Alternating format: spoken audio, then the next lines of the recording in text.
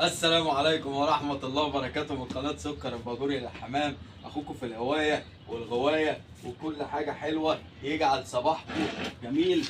معلش يا جماعة للتأخير، بقالنا يومين ثلاثة ما صورناش فيديوهات، سامحوني واعذروني يا جماعة غصب عننا. بس طبعا زي ما انتم عارفين احنا داخلين على أجازة العيد، كل سنة وانتم طيبين وربنا يا رب يجعله عيد سعيد وحلو عليكم وعلى كل أمة محمد أجمعين بإذن الله. بصوا يا جماعه، النهارده انا طالع اتكلم معاكم في موضوع مهم تمام لكل اخواتي وكل حبايبي وكل الغوايه المحترمه اللي جابت الغله تمام عشان خاطر نشتغلوا بيها مكان الذره العويجه. طبعا يا جماعه انا عايز انبه وانوه على حاجه مهمه، مش عارف طبعا اخواتي يعرفوا الكلام ده ولا لا. طبعا الطبيعي بتاعنا كلنا يا جماعه ان الغله ديت المفروض احنا كلنا بنخزنوها زي ما انت شايف. يعني انا واحد من الناس مثلا اقول الحمد لله فضلا من الله علينا، يعني انا جايب ارداب غله تمام كده. فطبعا الغله دي المفروض حضرتك ان انت بتخزنها تمام كده. فطبعا حضرتك عارف ان المفروض ان انت اصول تخزين الغله لها طريقتين. ايه هما؟ اول طريقه في حاجه اسمها حبه الغله تمام، ودي بتتوزع بالبطاقه على المزارعين. وطبعا بما ان احنا مش مزارعين فطبعا مش هيطلعوا لنا الغله، لان طبعا زي ما انتم عارفين الناس بتستغلها في موضوع ان هم ياخدوها ينتحروا بوها، بعد الشر عنكم وعننا وعن السامعين تمام كده. اما بالنسبه للطريقه الثانيه، الطريقه الثانيه يا جماعه بتبقى في بودره تمام كده.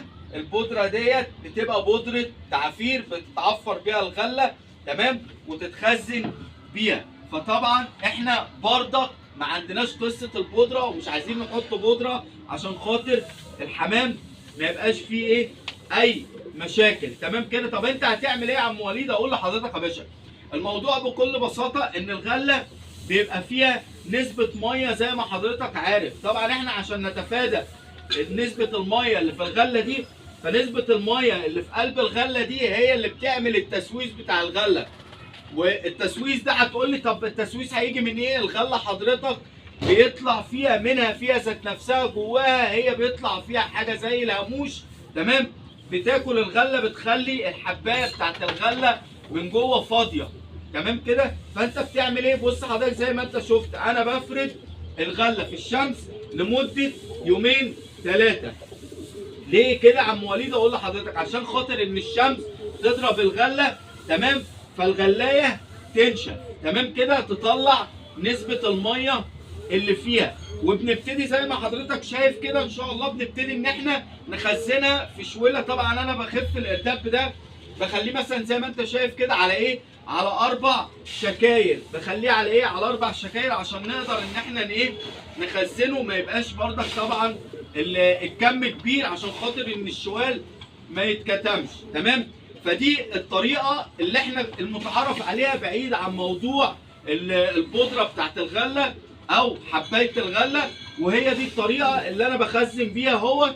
وانا طبعا حبيت ان انا اطلع اشارك معاكم الموضوع لان هو حاجه مهمه، لان طبعا خيركم للناس انفعكم للناس، وربنا يا رب يكفينا الشر.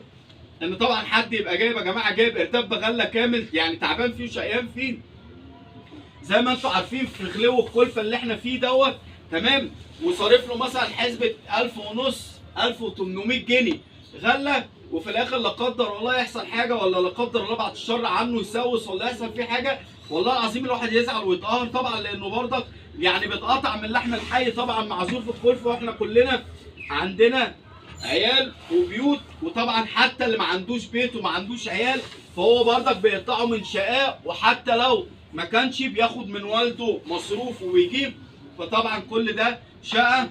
وانا طبعا مش هطول عليكم، وما تنسوناش بالاشتراكات والمتابعه واللايكات عشان يوصلكم كل جديد، وطبعا ما تنسوناش يا جماعه بالدعم والاشتراك في القناه. والسلام عليكم ورحمه الله وبركاته.